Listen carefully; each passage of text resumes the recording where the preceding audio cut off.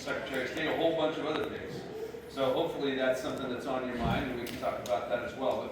But let's be honest. Before you came to school today, did anyone know that there was such a thing as a state treasurer? It's okay if you didn't. There's some hands going up. I'm impressed. Most people in Oregon have no idea that such a thing exists, let alone who serves as state treasurer or what exactly a state treasurer does. Did you all have any ideas about what a state treasurer does? Go ahead. They handle the money of the state. Handle the money of the state. That's a safe bet. Yes. I'm the treasurer in student body government. I'm the executive. Okay, so treasurers got to stick together. We're gonna be okay, right? We can explain this to other people too. That's good. Anything else come to mind when it comes to treasurer? Yeah. Deal with like general finances. General finances. Yeah. Yeah, that's good. Yeah. I was just gonna say they choose how money is spent for the state, I just. That's a very common misconception, and not to pick on you, but sometimes when I give a speech, I joke that as soon as I'm elected, or as soon as I'm introduced as treasurer, I see everybody heading for the doors, and I assume that's because people think that this has something to do with collecting taxes.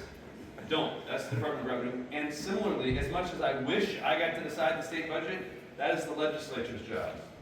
The Treasury functions as kind of a hub of financial activity. So we invest the state's portfolio. So in between the time that money is collected in taxes, and I'll pay into that, and when it's sent out to pay teachers and build schools and all those sorts of things, we're trying to invest that money and make it grow so that we can do more and collect less taxes. So that's really at the core of what Treasury does, the investment of our resources. And then the issuance of bonds. So a school district, for example, will borrow money to build a building like this and pay it back over time. The state does that too for roads and other kinds of facilities. So the Treasury is responsible for bonding and protecting the credit rating of the state. And we have a series of financial empowerment programs like College Savings Plan and the Oregon Saves, which allows people to save for retirement if they don't have that option at work. So it's kind of a financial hub. So maybe we'll cover a little Treasury stuff. I saw one hand up, and then we'll talk about Secretary of State's office as well. So yes? My question was, so in your ad, when you talk about not wasting tax dollars, you're really talking about making sure they're invested wisely so you don't have to collect as many taxes? Well, that's certainly a part of it in the treasurer's role, but it's a perfect question because it allows me to talk about the differences between Treasury and the Secretary of State's office. So the Secretary of State's office, so there are 3 statewide constitutional offices in Oregon. Can you tell me what they are? So I've already talked about 2. Treasurer, Secretary of State's number 2, and what's the third one? The one that we haven't talked about, the one that you probably know most about. Governor, exactly. So those are the 3. So I've got 3 more months as treasurer, and I want to be Secretary of State. But there are 3 or 4 primary responsibilities of the Secretary of State's office. One that's kind of obvious. What's the one that you probably think about the most often when it comes to Secretary of State? Yeah? Well, for me, business. Business? Yeah. You are a very unusual person in that respect. That is one of the responsibilities of the Secretary of State, but I've never had anyone say that's the one that they think of most often. So good for you. We'll come back to that in a moment. I interface with that one the most, but yeah. I want to hear more about that. The one that I think most people think about most often is elections. So the Secretary of State is the Chief Elections Officer and interacts with the 36 county clerks where elections are held, making sure that ballots go out to the people that they should and that they are returned, counted accurately, and all of that sort of thing. The second one, which gets to your transitional question, is that the Secretary of State is the auditor for the entire state. Some states, and every state is a little bit different, have an elected auditor who has that as their primary responsibility. The Secretary of State has that among other things. But that's what I was talking about, and making sure that the taxpayer dollars are spent wisely, efficiently, effectively, that we're getting the sort of results that we want when we pay taxes. And you're right, you made a very good observation that if we're getting more of an outcome, we might have to pay less in taxes. And that, I don't know anybody who wants to pay more taxes. Anybody here? Any first person here wants to pay more taxes? Okay, so that's always the case. No one says they want to pay more taxes. So that's 2, and I'll come back in just a second. The third is business. Every business in Oregon has to register with the Secretary of State's office. So we can try to make that an easy process and make it more pleasant for businesses to start. Is that how you interact with the Secretary of State's office? Yeah. Registering your committee businesses, your your conglomerates, your magnates, My 4 different LLCs here in the state. 4 different, okay, I wanna hear about those too. So, can anybody make that, does anybody have more than 4 LLCs? That's impressive for us. I'm glad to hear. You had your hand up. How will your experience as a treasurer make you a good Secretary of State? Good question. So back there, so everybody else can hear that, the question was, how is my experience as treasurer going to make me a better Secretary of State? Well, others might have different opinions, but I think there's actually, while the specific responsibilities of the 2 offices are a little different, there's a fair bit of continuity between being a protector of financial resources for the state and being a protector of democracy. More specifically, each of those 2 offices have about the same number of employees, around 200 people, and that's probably the biggest responsibility, is just making sure that those 200 people in the Treasury and in the Secretary of State's office have the resources they need, working with the legislature to make sure that there are enough people and capacity to carry out the responsibilities, setting kind of the clear expectations for that team, holding people accountable, being the public face so that people can say, we're not getting what we need out of the Treasury, the Secretary of State's office, or we are, or we want these other accomplishments to be priorities. So I've had nearly 8 years of that experience of building a team and kind of delivering those results. So it'll be different portfolio, but similar dynamics, I think. Yes, please. So going through something more PPS related, Sure. looking back on the strike, when all of that was going on, there was some controversy surrounding around PPS's books and how much money they had on hand, Yep. what was in rainy day funds, what was in the general fund, and if I'm remembering correctly, there was some controversy between your office and Angela Bonici, the president of PAT. I believe it's you came in, was it? No, but I know what you're talking about. It wasn't me. Okay. So I don't know if everybody heard this, but essentially, and I'm going to paraphrase here at the risk of shortchanging a little bit of what you said, the controversy in the context of the strike between what PAT, the Portland Association of Teachers, said that PPS ought to be able to pay, and what PPS said, what kind of money do we have? Is that a fair assumption or a fair summary? So Treasury did not have a role in that. What I think you may be remembering was the chief financial office, which reports to the governor's office, saying this is what the number is. But you raised a really important question, which is anytime you have a dispute, everybody has to agree on the facts, right? Have a corruptive conversation. There's a senator way back in the 1900s who used to say everyone is entitled to their own opinions, but no one is entitled to their own facts. If you can't start with what are the facts, it's harder to have a productive conversation and negotiation. So that the chief financial office did play a role in saying, here's what the numbers say. Now you can have your discussion about what ought to be the right decisions. So I imagine that the audit function could play a role in a similar kind of dynamic going forward. So what else? People are looking at their list of questions. I have some questions, but I'll let other Yeah, people thank go. you. I appreciate that. Yes, everyone, please. Hi, I just had a quick question. What makes you want to be state treasurer? That's a great question. Someone said why, and she said why do you want to be state treasurer? And really any rational person would probably have to question that, right? So let's say you get high pay, no, you don't. You get very low pay, you get high public scrutiny, and often have to make difficult decisions. But the short answer to your question is that I felt like I really benefited from people who came before me and invested. I grew up in Idaho, so I'm an Oregonian by choice, but I got to go to some great, are you from Idaho, or do you have some connection? I just thought, Okay, so yeah, that's true. Idaho, do you know that's the slogan on the license plates in Idaho? Famous potatoes? oh, Yeah, it's a really serious thing in Idaho. But I got to be the beneficiary of good public schools, libraries, and soccer leagues, and all those sorts of things. And they don't just happen spontaneously, right? There are people who invest in them, people who make those things happen. And so I had parents who really instilled in me the idea that I had some obligation to people who were going to come after me. And I really like doing that sort of work because it can make a difference in the lives of people. Many years ago, when I was in the legislature, I got to play a role. I'm hesitating now, so I tell this story. You may either like this idea or you may really blame me for it. I got to play a role in making full-day kindergarten the norm in Oregon. It used to be only half-day kindergarten, and I used to feel like that was a good investment. We can do more for people, for young people, and for families when there's a full experience experience of kindergarten. So I got to invest in that kind of a change, and I think that's making a difference for you and for other young Oregonians. And that kind of opportunity that was in the legislature initially was really rewarding. And I felt like being in the legislature was sort of like being in school. The legislature is organized into committees, which are sort of like classes. And eventually, just like you all do here, you have to figure out a major, a specialization. And the kinds of things that I was specializing in the legislature were related to treasury. So I found myself working with treasurers and treasury staff, and it felt like I got, to my next school was treasury, and now that my time there is finishing up, I'm going to try to take what I've learned and apply it in the Secretary of State's office. So, let's go here.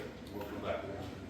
You mentioned like reasons why you would become the treasurer of, because you make hard decisions. You like all the scrutiny you get.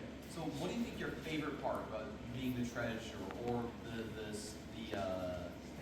state secretary? What do you think your favorite part of that? Good question. What's my favorite part? And this is something I talked about with our own kids. We have a daughter who's a sophomore in high school and a son who's 6th grade, and I keep saying, study hard so you can have choices about what you do. And I tell them that one of my greatest fears professionally is having a job with which I am bored.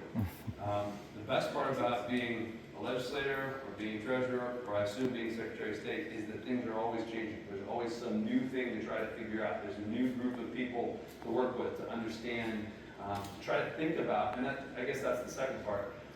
These roles that I've been privileged to hold have an obligation to think about long into the future. There's a lot, I think, about the way we organize ourselves as society right now that just emphasizes the short term, and it crowds out things that are in the long run. That's human, right? It's much easier to think about what am I going to eat for dinner tonight, not what is the decision I'm making today going to have in terms of an impact on me 10 years from now.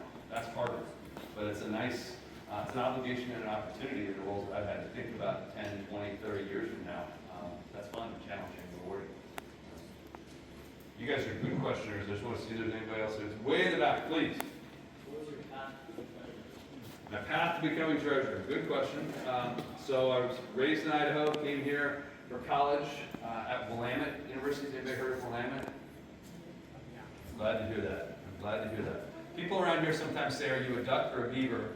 And I look at them and say, "I'm a bear cat," and they look at me blankly. But this was the first university west of the Mississippi, so it's something you should something to pay attention to. It's a small liberal arts school, and it's the only one in the entire country that's directly across the street from a state capitol. So I got the chance to work in the legislature as a staffer for some legislators. I worked at Willamette after I graduated for a while. I went to work in the U.S. Treasury in Washington, D.C. Then I went to business school at the University of Washington, worked at Nike, and then ran for the legislature. And as I mentioned, that felt like sort of like school, where I had to figure out what was I going to specialize in, and then ran for treasurer in 2016, was reelected in 2020, and then here we are in 2024. So, good question. Anybody else in the back there? You guys have been quiet back there. Not yet. Okay, we'll come back up towards the front. Yes, please. Why do you think it's important for high schoolers to be getting into like current events and politics? I have an answer to that, but I want to hear what you think too. Do you think it is? I mean, I don't know. I'm still I've been kind of recently getting into it. Good. I think it's important for like critical thinking skills. Uh-huh. And because I feel like a lot of people when they turn 18, they're just gonna vote like their parents vote. So I think it's important to be getting into that early. Yeah. Just so you can start thinking and voting what you actually think once you get a chance. I agree with all of that, and at the risk of providing a poor paraphrase in case the people behind you didn't quite hear it. The question was, why is it important for young people to be involved in public affairs and public discussion, and make the really good point that it's good to practice early, because when you get a chance to vote at 18, don't just be a person who is reflecting your elders, right? Be an independent thinker and come to your own conclusions. Is that a fair summary? I agree with all of that. And I would also say the other problem is that, or the other reason for you all to be involved, is that you have more of a stake in the outcomes of the decisions we're making than any of the rest of us, for the simple reason you have longer to live. You're going to have to live with the consequences for a longer period than those of us who are older. So you need to be represented. You need to be part of that discussion. People who are privileged to have elected positions like I am need to hear from all of you. Need to be accountable to you. And if you're not showing up, it's less likely that those who are elected are going to be reflecting your values and priorities. So I think those are really important reasons to be involved too. Is everybody who is going to be 18 soon registered to vote? Okay, it's easy to do. We make it about as convenient as it can be in Oregon. And I remember when I was a kid, there was a poster. Does everybody remember who Nelson Mandela was? Yeah, so there's a poster that had a picture of him that said he sat in jail for, I can't remember now the number, but 32 years just for the right to vote. All you have to do is register. So keep that in mind too. Really important and lucky that we live in a country that allows that. Looking around for someone else who hasn't asked a question yet. You have not asked a question, I don't think. Why is Secretary of State important to you? Why is Secretary of State's role important to me? Because it has at least about 4, we talked about 3, and there's one I didn't mention yet, 4 responsibilities that are pretty central to who we are as a state and who we're going to be. The first is election, right? That's pretty determinative to make sure that people have confidence in our election systems. Because for all the things we do to make it convenient, people still have to choose to vote. Do you want me to choose to vote when you're eligible? There's a distinct lack of enthusiasm back here. Do you want me to choose to vote when you get the chance? Yeah! Woo! That's better, much better. So that's important. 2, we talked about audits. When people don't have confidence in how dollars are being spent or the policies that we've enacted are being carried out, that feeds kind of cynicism and skepticism, and people withdraw. I have a really strong belief that we are better off when everybody is mixing metaphors here in the game, not on the sidelines, right? And the Secretary of State has a really important role to play there. We talked about the role in the corporations division.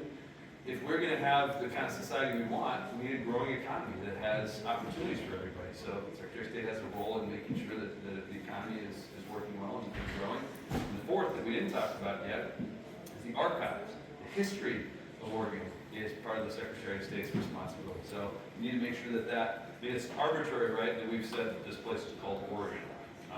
There's a lot of things that happened before we called it Oregon. We got to make sure that is all part of the story, that everybody's experience is reflected in the official history of Oregon, and the Secretary of State has a responsibility in that way as well. So it's a really interesting mix, wide range of things that the Secretary of State is responsible for. I'm excited about being part of it. Good. So, okay. Way in the back. We'll come back to you guys. Yes, please. Can you be really loud, please? What will I prioritize and why? Yeah, that's a great question. First is defending the way that we vote in Oregon. We have the highest voter turnout in the entire country. I have a good-natured argument with the Secretary of State in Minnesota about this because he claims that they do. He's not right. It's Oregon that has the highest turnout. And that's for 2 reasons. One, we made voting at home our norm. And we were the first state to do this long before you were alive, 25 years ago. He said it's more convenient if we mail people their ballots and give them the chance to fill out at their own convenience, to consult whatever resources they want, their neighbors, other written materials, and turn it back. And the second is that we enacted automatic voter registration. So if you go to get a driver's license and you prove your citizenship status, you get automatically registered. Those 2 things have made us the highest voter turnout. So that's going to be a priority for me because as much as I think we should be proud of that, not everybody feels that way. And there are people, including, for example, the guy I'm running against, who wants to turn that back, who wants to rescind voting at home. And I have a really strong belief that we are better off when more people are participating. We're stronger together, we're more resilient, we're more capable. So that's priority 1. Priority 2 we talked about to some extent, which is using the audit authority of the Secretary of State's office to build people's confidence that their tax dollars are being spent well, that we're delivering the kinds of outcomes that Oregonians want and need. And we're doing that based on not a political agenda, but based on real data. And that's probably the second biggest priority. Beyond that, in the 8 years that I've been treasurer, we've had 4 different secretaries of state. So just the stability in that office has really suffered in the last several years. So being a consistent presence, and as we started talking about, making sure that the team there has the resources they need and they're held accountable and that we're delivering results. So those are 3 priorities for me. Is that someone in the back row raising their hand, or they're just pointing at the ceiling? I think they're just pointing at the ceiling. Yeah, there he is, pointing again. Go ahead, please. Why has the stability stuff suffered? Why is the stability stuff in the Secretary of State's office? Well, there's a variety of different reasons. So the guy, well, let's go back a little further. Do you know what happens? So if in the federal government, if the president leaves office, who becomes president? Vice president. Easy answer. Okay. I kind of led you to this answer. If the governor in Oregon leaves office, who becomes governor?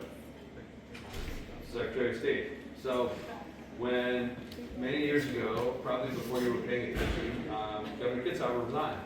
And Kate Brown, who was Secretary of State, became governor. Then she appointed a person to fill out her term as Secretary of State. Then the same year that I was elected state treasurer, this guy was elected Secretary of State. And then he died a couple of years later. He had cancer. So then the governor had to appoint a person to fill out that term. And then another person was elected, and she resigned. And the governor had to appoint a person there. So this just adds up for a bunch of different reasons. One person became governor, another person died, another person resigned. So we've had a lot of turnover. And I think that's just like in any organization. If you had some of you probably play sports. If you had coaches changing in the middle of seasons, that would make it harder to be a successful team, I assume. So we've had some of that happening in the Secretary of State's office, and I'm looking forward to being a steady and stable presence. I'm not ignoring you, just looking for a moment to see if anybody else is going to. Okay, first time. We're still coming back, I promise. How are you as a treasurer influential political? How am I influential as treasurer in the political scene? Well, the best way to answer that probably is to ask some other people, but I can give you my impression. It's a little bit like saying, how successful are you? And your teachers and your parents and so on probably have different opinions than you might. So I'd encourage you, you can ask other people about that too. What I try to do is really stick to the merits of a case and realize that because I'm state treasurer, I can say that I'm the chief investment officer for the state. And it gives me a platform and some credibility to make arguments about various things, and really try to not make political stands as much as financial stands. And I have different roles. There's a fancy word called fiduciary, which just means financial responsibility. So when I have the fiduciary hat on, I can say this is a good idea because it has these financial impacts. I can take that fiduciary hat off and say, here's my opinion as an Oregonian with values and priorities, but being really clear with people about what role I'm playing at any given time. And I think the responsibility as treasurer allows me to talk about long run stuff. So I have never wavered from saying that the best investment that Oregon can make is in young people, in education. And that is, I think, that takes lots of different forms, but I'm always trying to make that point to legislators that invest in young people our future Oregonians will be better off. So I try to make that a consistent argument with legislators and other decision makers and in the decisions that I get to make as treasurer. Does that help? Great. Yeah. Just looking to see any first timers. Yes, please.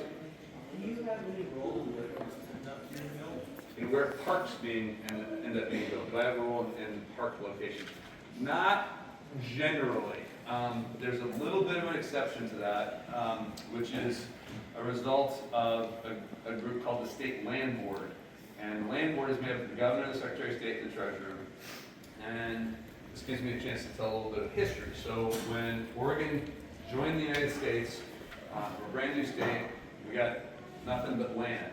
The federal government said, wait, you have some responsibility for public education. So you, the state, get the 5th and 25th section of each township. So drew a big grid over Oregon and made little squares and said, you get this piece and this piece of checkerboard, and you have to use that land for public education.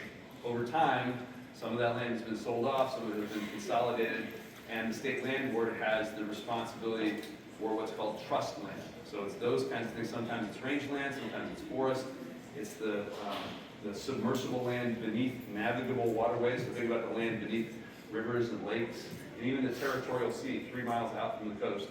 That's the state land board's responsibility, and it's the obligation to manage it for the greatest permanent value, which is an interesting concept, because that means you can't advantage the present over the future, or the future over the present. You have to make these decisions that balance those. And sometimes parks or public lands come into that discussion.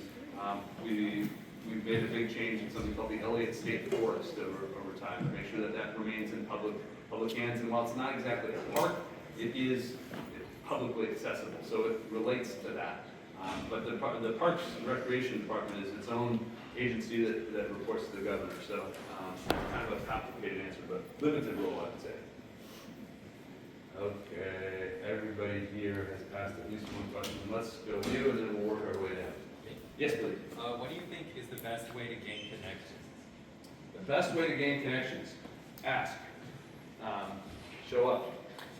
People who are in roles like mine love to connect with people and want to be helpful. And I mean, here's a secret you all are smart enough to have already figured out. People like to be asked their opinions. And I wish I knew this when I was a student. You have these magic words you get to say, as long as you're a student, that will open up nearly any door. Right? This is a big secret. You get to say, I'm a student. And people will almost always respond. And every assignment you have as a student is an opportunity. If you're creative enough, you can probably twist and refine that assignment into an opportunity to explore something you are genuinely interested in. If you're asked to write a paper, think about what you actually want to explore, what you want to find out. Call somebody who's in that spot. There's nothing better than to get a call from somebody who says, I'm a student and I'm really interested in your job or the company you work for, or the issue you've been grappling with. They're going to be thrilled to talk to you about it. And you've got then an answer, a platform to fulfill your assignment and a chance to deepen your understanding of something you're really interested in. So look at those opportunities, show up at meetings and events, and just be confident enough to walk up and introduce yourself and ask a question. People will almost look for it. People want help. So don't be shy about that. That's my best advice. Go ahead. So I want to know, what are your thoughts on Benson High School as a high school, and if you think that there should be more CTE classes in Portland or Oregon? So I'll take the second part of that first. The question was, what are my thoughts about Benson, and should there be more CTE classes across Oregon and Portland? The second part is an easy yes. I think the more ways that are available to students to capture interests and be excited about learning, so much the better. It's going to be different things for different students in different situations, right? And we're better off when there are more things available that will cause people to be excited. I don't think I know. I'm reluctant to say here's what I think about Benson because I visited like a grand total of twice. That would be kind of presumptuous, I think, for me to tell you. But I'm interested in what you think. What do you think about Benson?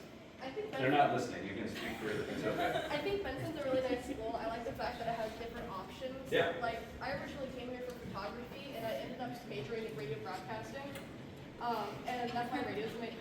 But, yeah, I just didn't realize, like, what different options had to offer, and I just kind of didn't realize that until I went through it, and then I was like, hey, you know what?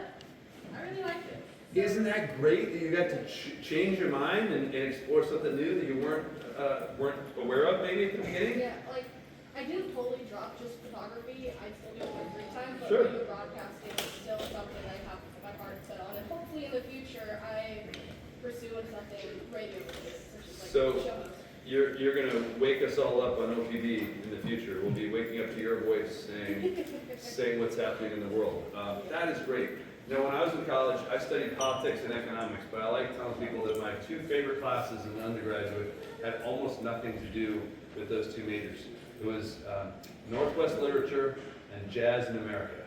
That's also the beauty of a liberal arts education because you can see all those connections and interrelationships. But I think you're on the right track. When you get to college or whatever you're doing after high school, look for those things that you know, maybe you didn't think you'd be interested in that. Exploration and experimentation is a really good thing.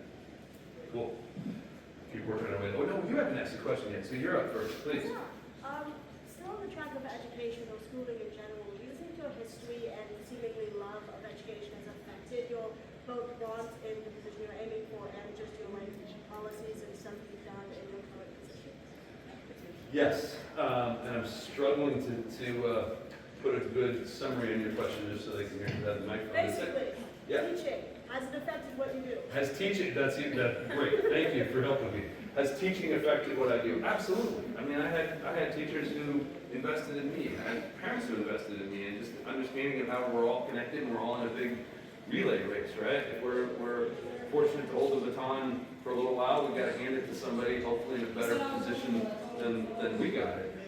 So that, I think, is a direct reflection of people who pour themselves into me.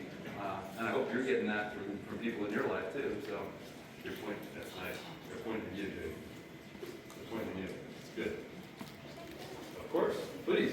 Oh, kind of on the subject of the last question, you seem to have a lot of focus on your campaign page on students and the working class. Is there any particular reason? Students, and what? I missed the word after that. And the working class. Is there any particular reason behind that? Yeah, the question is a focus on students and to use your words of working class. For me, it comes back to the idea that everybody has something to contribute, and I want to make sure that people have a fair shot in Oregon and across the country and the world. You know, Oregon's the place I get to have a little more influence on that right now, and to make sure that our investments are aimed at creating an equal opportunity for people. You know, that we all participated, that we didn't really get to make much choice in a sort of birth lottery, right? And we all won because we were born in the United States. There are a lot of people elsewhere in the world who didn't have that opportunity, and there's different circumstances into which we were born. But government, I think, has a role in trying to level the playing field a bit so that people's interests and aptitudes and persistence can play a role. And that's probably the biggest reason for the emphasis there, because talent is distributed equally. Opportunity is not, and we can address some of that. Are you raising your hand? Excellent, please. Okay, so I'm going off of a 50% chance, but are you left-handed? I am. Okay, so You look at my watch here. So how does it affect your journey in your career? What an interesting question. Does the fact that I'm left-handed affect my experience as state treasurer? I don't think so, except that I can't use fountain pens. Yes, someone is a fountain pen fan. My dad was a very serious pen aficionado, and I was always envious of that. But of course, those of you who are left-handed, how many are left-handed in this room? Okay, only a handful of us. So I have two important questions. Well, one important observation, then an important question. You probably had that experience of looking after you've written and seeing ink all on your hand and smearing everything. It wasn't until I got to college that I realized there was such a thing as a left-handed desk. Do you have left-handed desks here? You know what they are? So in college, of course, you have those things that look like chairs, and they have a little thing in front, and they come mostly on the right side. They can be left-handed too. It's amazing. Look at elbow rest. Those of us who are left-handed didn't know this. Elbow rest. It's very luxurious. So hopefully you get some left-handed desks. Yes, please. That baseball shirt or? Yes. Yes. Okay. It's our team. Okay. Excellent. Compared to like secretary and as treasurer, like comparing the two, how would PPS be involved with either like? Well, the connections, the question was, how would PBS be involved in the Secretary of State's office or the Treasurer's office? In different ways, I suppose. The ability of the state to fund public schools. There are 197 independently elected school boards across the state. Portland is the biggest. The ability of the state to fund Portland public schools is a direct reflection of Treasury's performance. Every dollar that we generate in investment performance is a dollar that doesn't have to come from elsewhere in the state budget, or ultimately from taxes. So everybody's got a stake in Treasury performing well, getting good investment returns, protecting the credit ratings so that we can make good transactions with bonds, those kinds of things. Those are all there. Secretary of State's office, we talked about the audit function. When Dennis Richardson was with Secretary of State. He did a big audit on Portland public schools. That could be part of it, and of course, making sure that voters in Portland and across the state are registered and that elections are appropriately administered. That's going to have a role in the passage of a bond, for example, or a levy. So there's connections just in the way that government operates in both cases. Yeah, of course. Okay. Okay. Go ahead. On the topic of audits, you've said that you plan to use audits to make sure our tax money is not misspent. Mhm. And I was wondering if there's any current fraud, waste, or financial abuse that you find concerning. Undoubtedly, but what I want to make sure of, and this is a good question, I don't want audits to be run based on predetermined agendas, or to come in and say, I know there's something bad happening over there. Because there's a joke I've made for a long time, when you're state treasurer, everyone has a stock tip. And when you're running for Secretary of State, everyone says, you know what you need to audit? And they might all be right. But we will almost certainly not have the capacity to do all of the audits that people think are necessary. So I want to make sure we have a really robust process that says where are the biggest risks, and use that to drive our audit plan. And I don't want to come in with a predetermined agenda. I'm sure there are places where we can do better, but I want to use the capacity we have based on real data, and then make sure that those findings are in front of decision makers, if they're legislators or school board members, and then build up the capacity so we can do more of those audits and people can feel even more confident about what's happening. So, we'll come here and then here, please. Going back to education, as a state treasurer, you passed the Open Oregon, which has saved millions of students over $152 million on college textbooks and book materials. You're going to ask me what the heck is that? No, I'm going to ask, Okay. do you have any plans as Secretary of State to continue that or to improve education for college students? Yeah, absolutely. So I think I do need to explain this because it's an example, really. When I was in the legislature, I got to play a role in trying to advance open education resources. By the way, that's a terrible name. Does anybody have any idea what I'm talking about? Do you have any better ideas for this? This is essentially if you applied the Wikipedia concept to textbooks. How inefficient is it to buy a textbook for $100+ that's already, what's that? Easier access to information, more current information. If you're a faculty member, you're not limited to what a publisher says. You can take pieces from different sources and mix it to meet the needs of your students and your class, and it's much less expensive. So we created a bill that offered some grants to faculty who are going to write those kinds of textbooks. The only condition of that is that it's free and available to everybody. A librarian to help faculty kind of navigate what was already out there, and the requirement that colleges and universities indicate in their registration materials which classes use that, because that's a cost if you're thinking about college, and sometimes students are having to choose between a textbook and groceries for a period of time.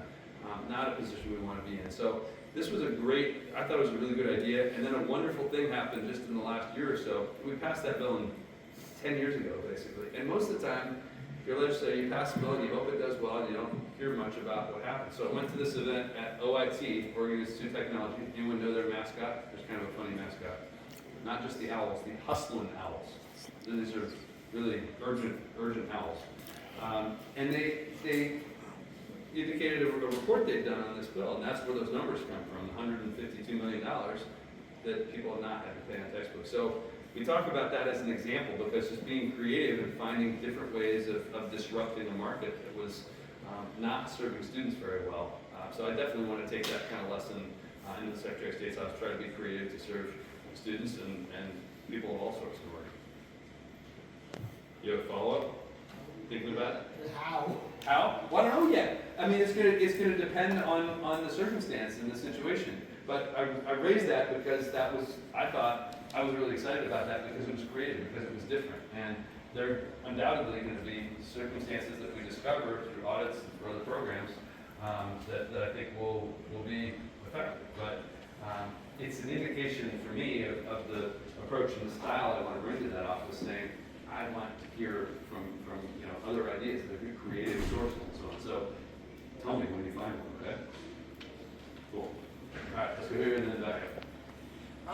Recently, we've been seeing a lot of, in the news, especially with former President Trump, for Secretary of States, right? Being the custodians of elections for all these different states and trying to get I wouldn't even say Republican, but say pro-Trump people into those positions. Yep. We have the example, January 2nd of 21, the hour-long conference call with Trump, Raffensperger, and Meadows, where very famously he said, hey Brad, I just need you to find 11,740 votes, right? There was that whole incident with that. Yeah. What are you going to do, one, talking to other Secretary of States across the country with this whole thing going on, and how can we trust you to be able to safeguard our elections and not fall down that side in case you know the president calls you up and says, hey, Tobias, I need you to get me 11,740 votes. Well, there's two answers to this. Hopefully you can all hear that because it's sort of down at the bottom. Everybody hear that okay? Generally nodded. Okay, good. So there's two answers to that. One, you've trusted me with your dollars for the last 8 years, so I think you trust me with your vote. But the good news is you don't have to, because in Oregon we have a great system with paper ballots that are auditable. Not only auditable, but required to be audited. So when you fill in your bubble and you send your ballot in, there are all kinds of controls and procedures to make sure that those ballots are counted accurately, and then they're audited to make sure of that. So even if, I'm putting if in giant font, bolded and underlined, even if I was inclined to try to do something nefarious, and I'm not, I couldn't. The system that we have is stronger than any one individual, and that's really important, because we want people who have the right intentions, of course, but we also want to be cognizant of human nature and provide those structural protections. So Oregon is a gold standard in how we administer our elections to protect the right of a secret ballot, accurate counts, and convenience and access for people. To your second question, I'm really excited. On the 10th of October, my old friend who's the Secretary of State in Arizona, Adrian Fontes, is going to come visit us. So you can ask him what it's like in Arizona, even more challenging than we have it in Oregon. So come visit us at one of those events too. Yes, please. Come back too. Oh, and then we'll come back up there too. Go ahead. Do you ever talk with treasurers from other states? Yes. Do I talk with treasurers from other states? Frequently. It's another example of that sort of relay race. So when I came into office nearly 8 years ago, I felt like I didn't know anything. And I asked a lot of questions of other treasurers, and now, strangely, I'm one of the more senior members. So I talk to newer treasurers and share what we've learned, and that's really important. There's a famous Supreme Court justice named Louis Brandeis who said states are the laboratories of democracy. Every state has different circumstances, tries different things. We also say sometimes in politics that R&D stands for rob and duplicate. So we want to learn from what other states have done, whether it's good or bad, and be better for it. So yeah, absolutely, I talk to them. And now I'm in that same spot as an aspiring Secretary of State, talking to people who have been Secretary of State for a while, who are offering me advice, and it's a really good thing. Talk to your classmates, talk to people who are older, and learn things from them too. Yes, and we'll go up to the back. Yeah. So how are you going to ensure that the things that you say that you're going to do, like, I don't know, I can't remember all the things. You mentioned you mentioned you're going to do a lot of great things for the state. I'm going to try. But how are you going to ensure that these things, that these goals you have, how are you going to ensure they're going to happen? How am I going to ensure that the goals I have are going to happen? It's a very reasonable question. So let me tell you the same thing that I tell everybody else. There is a 100% chance that I will do something that will disappoint you, that you will disagree with. It's guaranteed to happen. But what I'm going to try really hard to do is not surprise you. I imagine when we get to the Secretary of State's office, we win, we're going to uncover things that we didn't know about right now, because I'm not Secretary of State, so there are things happening there that I don't know about. But as soon as I discover, I'm going to try to be really upfront about it and say to the public, so here's what I thought, here's what I discovered, and here's what I have to do to change my aspiration or my goals. It's not going to be feasible to do what I thought for these reasons. And to just be really straight about it. My sense is that people are okay with that if you're honest, if you're upfront. So I can't guarantee much of anything except my honesty and my full effort. And that's what I'm offering, and and explaining my intent to use that honesty and that effort to these ends. That's it's not going to look exactly as we thought. I imagine you're not necessarily the exact person you thought you were going to be now. 5 years ago, right? Things change. You adapt, but try to be true to your values and your aspirations. Let's not forget way in the back, please. How do your duties change from Secretary of State to Treasurer? How the duties change? Well, just fundamentally different. The Treasury is really about financial considerations and investing in the state's portfolio and guarding their credit rating, those kinds of things. The Secretary of State has a really wide range of responsibilities, from elections to audits to archives to the corporation division. So similar human dynamics, team dynamics, but different specific responsibilities. I thought they were raising their hands, but they're working or something, putting something in the wall. They're asking questions. Okay. Yes, please. So you created a plan to bring Oregon's pension fund to net zero carbon emissions. Can you tell me what exactly that entails? How long do we have? It's a 90-page document on our website. You can read it to your full satisfaction. The question is, we have a plan to bring the pension portfolio to net zero carbon emissions. So this is about $100 billion that is used to fund the retirement of public employees, the teachers, the firefighters, the public health nurses, about 400,000 people whose retirement is dependent on our investment returns. So there are people who want to apply certain political preferences to that, but our obligation is to generate returns. But I think the investment risks that come from carbon and climate change are real. So we have to take that into account as we make investment decisions. And to summarize it, it means invest less in companies and industries and products that are exposed to that kind of climate risk, and more in things that are better prepared for a climate transition. There's no universal answer to that, because here's a question for you. You think about, people say fossil fuels, right? Don't invest in fossil fuels. Let's think about Berkshire Hathaway. You know that company? No. Okay, Amazon. Yes. You know Amazon. Is Amazon a fossil fuel company? No. Why not? They don't produce, or maybe they produce fossil fuels. They don't produce fossil fuels, They but they are not, like, you wouldn't think of them as a fossil fuel company, but they're actually not, like, the cleanest company. so the answer is they don't produce fossil fuels, but they're not the cleanest company. That's a good distinction, because many people would say what you said. Other people would say, of course they are. Look at all the planes and cars and stuff they're moving around with fossil fuels. So I use that only as, and there's no right or wrong answer to that question, but that's the example of the kind of nuance you have to figure out when you're building a portfolio.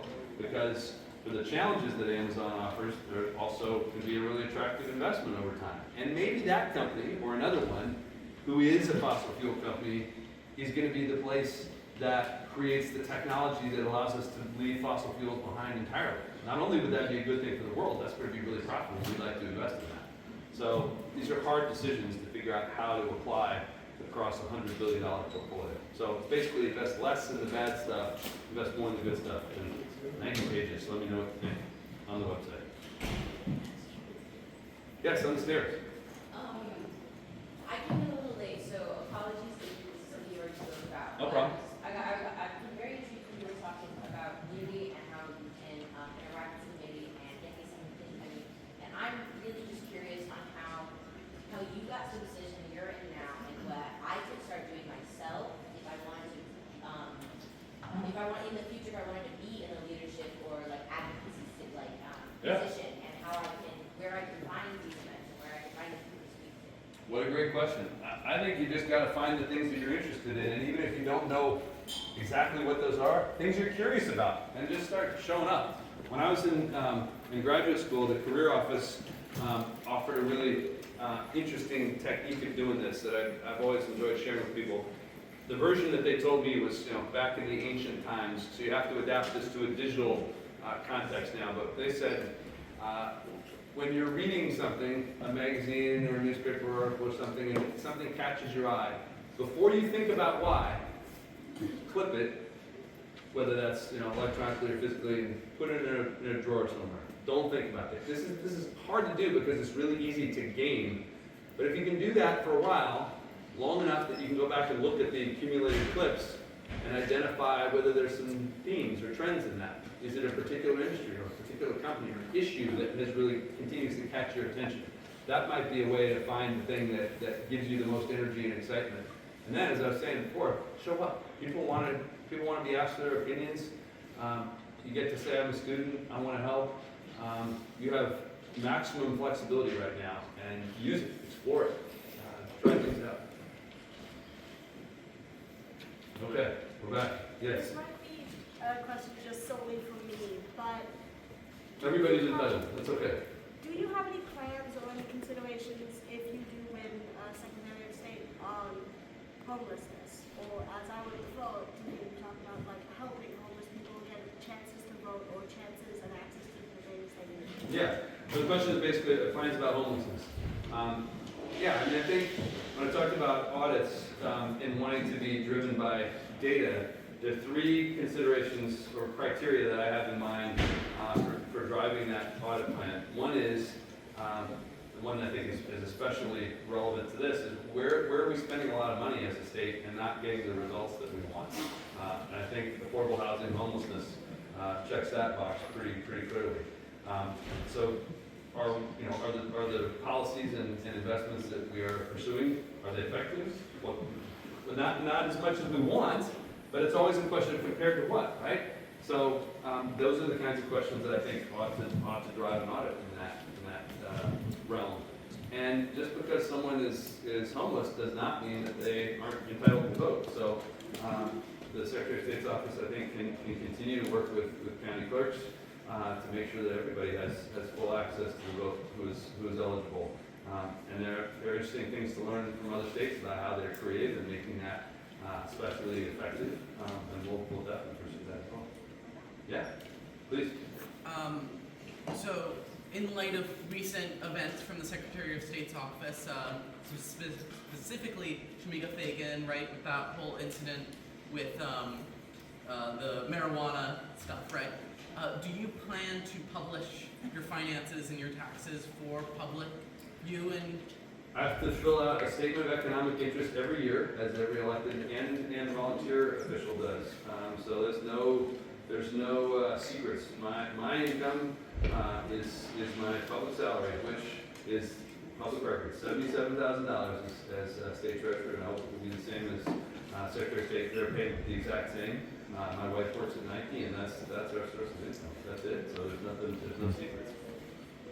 Yeah. Have we exhausted all the questions? You guys are done with us? Oh, please. Thank you. What part of your job would you say the most fun? What part of my job is the most fun?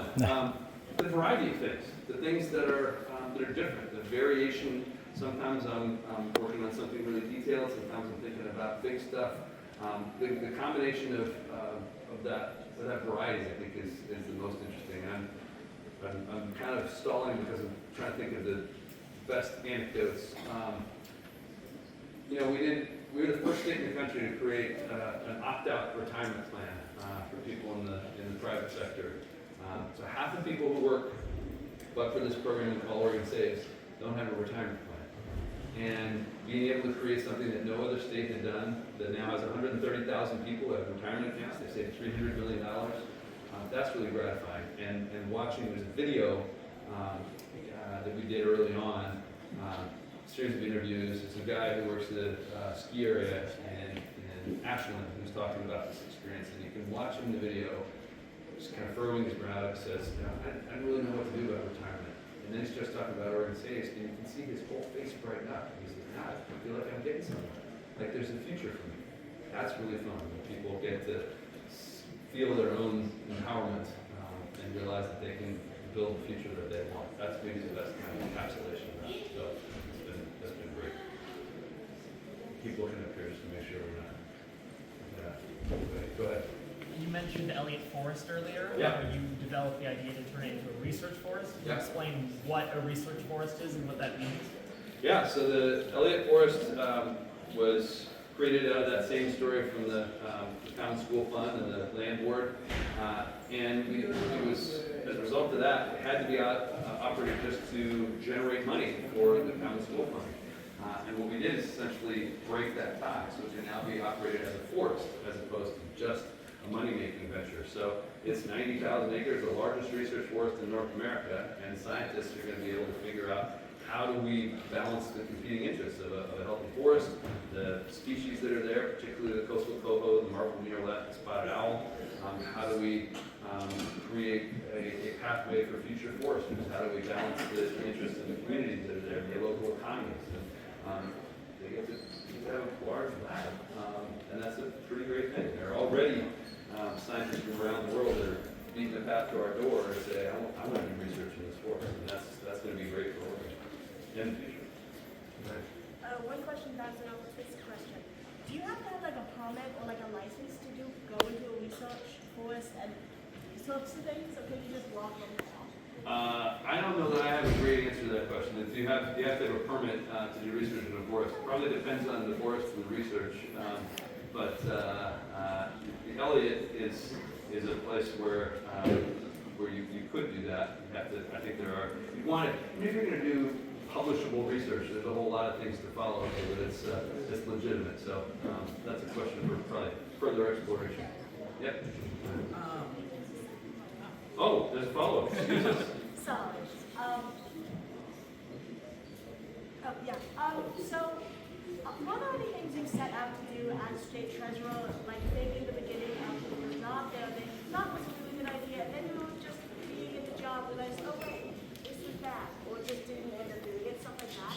Yeah, I mean, I think that has to be part of everybody's experience. You don't always get done what you want to, or being open to change your mind. The one that strikes me really dramatically right now that we didn't get done. Have you all had the experience of standing at the Target or the Fred Meyer, and there's that rack at the front that has gift cards from all kinds of different brands? I've wanted for a long time to have the Oregon College Savings Plan on those racks, so that if you're going to the birthday party of a younger cousin or sibling or something who really needs another noisy toy or stuffed animal, you can give them a gift card to a college savings plan. That market is dominated by a company called Blackhawk that controls like 90% of that market, and they do not have any interest in interacting with a state government agency. So hopefully the next treasurer will crack that and be able to have. Yeah, you're right. That's it. We'll just do some guerrilla marketing. That's good. Yes, please. When we look at Oregon and going back to education, right? Looking back at the previous strike that we had for Portland Public, after the strike, there was a very kind of tense meeting for the Board of Education for PPS, where all the board members were talking about issues that we've had with the district and what things we might be able to do in the future to be able to fix those, right? And Director Scott talked about state funding and talked about how interfacing with the state and trying to get money for Portland Public was a really hard job. Right? Oregon was also the only state in the country that post-COVID did not have scores start to go back up. We were the only state that had scores continue to fall post-COVID. So I'm curious, especially in a Secretary of State role where you have a little bit more of an executive control position, what are you going to do for that? And is there anything you would be able to do for, say, Director Scott or any of us in PPS or the school board to be able to help them interface with the state and try to get the money that we need for our schools? Well, it's an interesting question. Hopefully you all heard that well.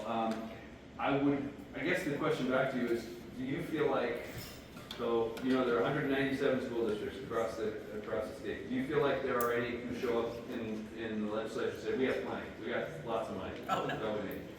So that's an interesting thing, because the way that Oregon does schools, 2/3 of the funding comes from the state through the income tax, and yet it's administered by 197 different districts who have different ideas. What happens in Portland is not the same as happens in Beaverton or Condon or Sisters. Yeah, and I don't know if we can come up with all 197, but there are a lot of different ideas about that. So the amount is one question, the stability over time is another question, but to what degree should the ways that those dollars are spent be standardized or required across the district? That's an interesting philosophical question. To what degree should Portland be able to say, no, our community needs these things that is distinct from another district? That's something to weigh. So I think it's up to school boards and legislators to make sure that they are connecting with each other. And remember, the state budget is 90% in education, human services, and public safety. So when I was a legislator, people would frequently come in and say, scissors, how many we got here? Doing 3 out of 5, or who's winning? Who's winning? Doing Rochambeau vote. Who's the champion? People would come and say, we need to spend more money on X. And I'd say, I agree. What should we spend less on? People say, well, that's not my job. Well, you're kind of making it your job. My favorite definition of leadership is disappointing people at a rate they can handle. Nobody is going to say, I loved everything you did. So we have to make those decisions in a difficult way. And Director Scott's got to be a visible and vocal person with legislators who are making that decision, just like everybody else who has an opinion has to show up. So I wish I had an easy answer for you, but we've got to keep struggling and continuing to deal not just with money, because that's not the only answer. To your point, we've spent more and more on education over time, and I'm not saying we should stop, but that can't be the only answer, because we don't have an infinite amount of money, and we have lots of other needs as well. So, complicated set of questions. Yeah. Unfortunately, team, that is all the time we have, and I'm impressed with all the great questions from students. Team, can we give Treasurer Reed a nice round of applause for being here today?